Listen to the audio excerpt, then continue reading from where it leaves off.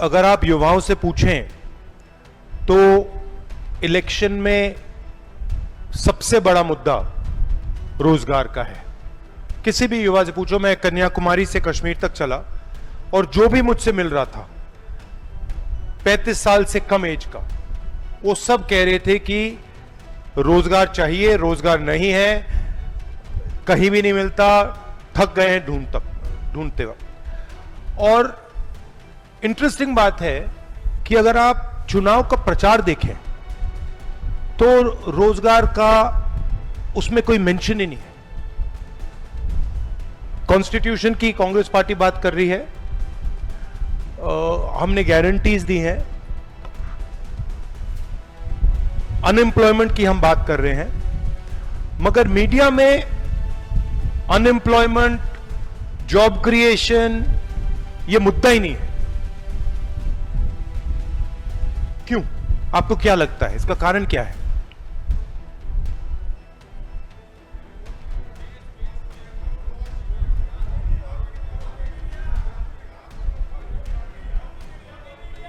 ये गोदी मीडिया जो है ये किसके हाथ में है?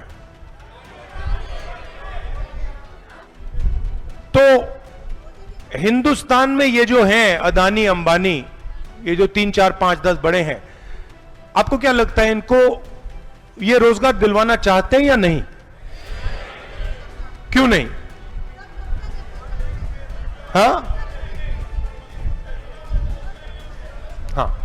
तो मॉडल मैं आपको बता देता हूं। मॉडल यह है कि प्रोडक्शन चाइना में हो, ठीक है? मतलब मोबाइल फोन, शर्ट, पैंट, ये सब चाइना में बने।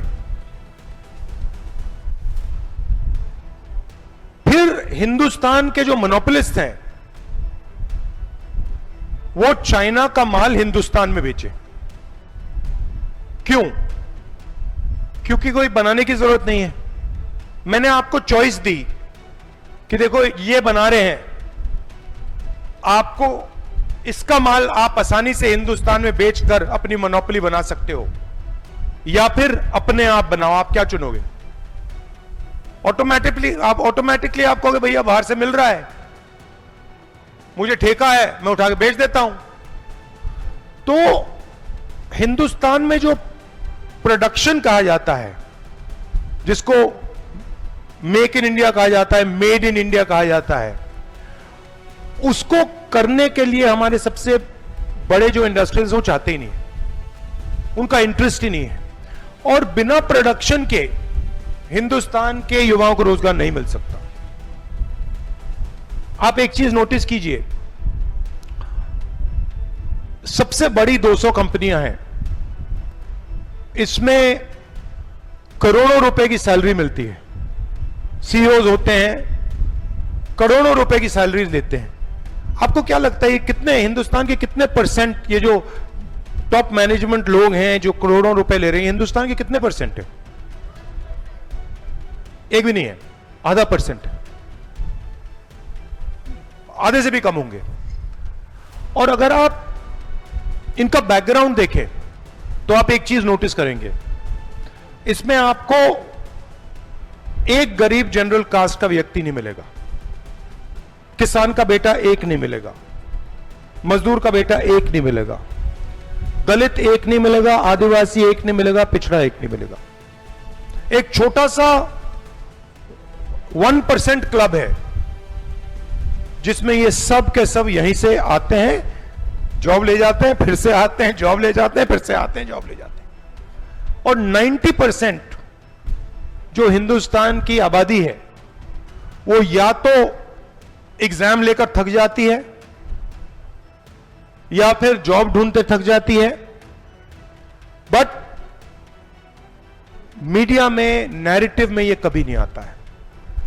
भारत जोड़ो यात्रा में मैं चल रहा था, छोटी बच्ची मेरे पास आई 14-15 साल की। मैंने उससे पूछा क्या करती हो? कहती है मैं आईएएस के लिए तैयारी कर रही हूं। तो मैंने कहा क्या तुम्हें लगता है तुम आईएएस में घुस जाओगी? कहती है हां। तो मैंने कहा ठीक है बताओ, हिंदुस्तान में साल में आईएएस ऑफिसर्स कितने आते हैं, कितने कितने सिलेक्ट होते हैं, आप जानते हो? 300। जब मैंने उससे पूछा, वो कहती है 16 लाख। तो आप सोचिए, ये लगता है कि रास्ता है और 300 लोगों के लिए यह हिंदुस्तान में रास्ता है, पर 99.9% लोगों के लिए रास्ता है ही नहीं। और बहुत सारे लोग कहते हैं कि देखो मैंने आईएएस की ट्राई की and I was not good enough. This is not correct. It is not that you are not good enough. It is that the chances of anybody getting into IAS are almost zero. Right? So, लोग exam ले रहे हैं, exam लेने की industry बन रही है, आपके जेब में से पैसा लिया जा रहा है, और रियलिटी ये है कि ये पूरा का पूरा जो ड्रामा चल रहा है, ये 1-2% जॉब्स का ड्रामा चल रहा है, और 99% जो एवेन्यूज होने चाहिए वो बंद पड़े हुए हैं. Agniveer is an example. Public sector पूरा का पूरा बंद हो रहा है. सरकार में पहले परमानेंट नौकरी मिलती थी, अब ठेकेदारी प्रथा से मिलती है, तो कभी भी आपको मतलब निकाला जा सकता है. तो सिस्टम ऐसा बन गया है कि 20-25 कॉर्पोरेट्स, बड़े कॉर्पोरेट्स हैं, वो कुछ प्रोड्यूस नहीं करते. आप मुझे बताइए हिंदुस्तान की सबसे बड़ी कंपनीज क्या प्रोड्यूस करती हैं? आप मुझे बताइए अदानी बनाता क्या है? क्या बनाता है? कुछ नहीं बनाता.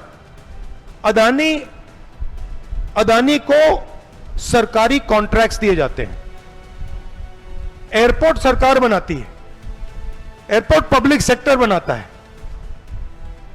और फिर जब बन जाता है तो फिर फ्री गिफ्ट अदानी को दे दिया जाता है. अगर मैंने, आपका नाम क्या है? अगर मैंने जस्टिन को लखनऊ के एयरपोर्ट का कॉन्ट्रैक्ट पकड़ा दिया और कहा लीजिए जस्टिन, ये हमने एयरपोर्ट तैयार किया है, ये सरकार ने बनाया है, ये तुम ले लो. जस्टिन उस एयरपोर्ट को बहुत आसानी से चला सकती है. एडवर्टाइजमेंट बनाएगी, कहेगी भैया एयरपोर्ट चलाना है, टॉप क्वालिटी के लोग आ जाएंगे, बना देगी. वही पोर्ट के साथ हुआ, वही एयरपोर्ट्स के साथ हो रहा है, वही इंफ्रास्ट्रक्चर कॉन्ट्रैक्ट्स के साथ हो रहा है. तो इंडिया में नॉन प्रोडक्टिव ग्रोथ हो रही है, और इसमें सिचुएशन क्या है? वही 20-25 लोग, उन्हीं को कॉन्ट्रैक्ट मिलता है. मैं उदाहरण देता हूं. अमेठी में हमने पेट्रोलियम इंस्टीट्यूट बनवाया. पेट्रोलियम इंस्टीट्यूट में दिल्ली में किसी बड़े कॉन्ट्रैक्टर को उसका बिल्डिंग का कॉन्ट्रैक्ट मिला, मगर जब मैं अमेठी के बिल्डिंग में वहां गया, पता लगा कि लोकल कॉन्ट्रैक्टर काम कर रहा था. तो कॉन्ट्रैक्ट इसको मिला, इसने सीधा कॉन्ट्रैक्ट किसी और को दे दिया. मतलब ये काम भी नहीं कर रहा है, बट पूरा का पूरा करोड़ों रुपए का कॉन्ट्रैक्ट उसको मिल रहा है. पॉलिटिकली वो कॉन्ट्रैक्ट ले जाता है और फिर वो कहता है भैया तुम इधर आओ, तुम करो. कॉन्ट्रैक्ट कोई और कर रहा है, मार्जिन ये ले रहा है. तो ये बेसिकली हमारी इकोनॉमी है. और इसमें अगर आप देखें तो जो भी opportunities SC, ST, OBC, minorities और गरीब जनरल कास्ट की थी, उनको एक एक करके हटाया जा रहा है. तो ये एक्चुअल सिचुएशन है. और अगर आप जीएसटी को भी देखें, जीएसटी में जितना टैक्स गरीब किसान देता है, उतना ही टैक्स अदानी देता है. अगर गरीब किसान ने यह शर्ट खरीदी, 18% वो देगा, अगर वही शर्ट अदानी ने खरीदी वही 18% देगा। तो ये जो सारा का सारा इंफ्रास्ट्रक्चर बन रहा है, ये जो पब्लिक सेक्टर के बैंक लोन्स जा रहे हैं, ये पैसा कहां से आ रहा है? ओबीसी, दलित, एससी, गरीब, जनरल कास्ट की जेब से आ रहा है और सीधा पाइप होके 22-25 लोगों की जेब में जा रहा है और सिचुएशन खराब होती जा रही है क्योंकि इनके पास ज्यादा पैसा आता रहा है। ये इनकी मोनोपोली बढ़ती जा रही है, बढ़ती जा रही है, बढ़ती जा रही है। तो आपकी जॉब अपॉर्चुनिटीज कम होती जा रही है, कम होती जा रही है, कम होती जा रही है। ये बेसिक सिचुएशन है और इसको बदलने के 2-3 तरीके हैं। एक तरीका है जो हमने अपने मैनिफेस्टो में, ये जो हमारी 5 गारंटीज हैं, इससे हमारी कोशिश है कि हम गरीबों को डायरेक्टली कैश इंजेक्शन उनके बैंक अकाउंट में डालें, महिलाओं को, बेरोजगार युवाओं को, किसानों को। एक तरीका यह है। दूसरा तरीका है कि हिंदुस्तान में प्रोडक्शन सचमुच में शुरू किया जाए, जो मेड इन चाइना है उसका मुकाबला मेड इन इंडिया से हो। तीसरा है कि ये जो मोनोपोलीज बनी हुई हैं, जो 22 लोग हैं जो सारा का सारा काम यही कर रहे हैं, इन मोनोपोलीज को वीकन किया जाए। ये 3 रास्ते हैं जिससे हम आपके लिए दरवाजे खोल सकते हैं। अब आपके कमेंट्स हो, आपके सवाल हो, आप पूछिए।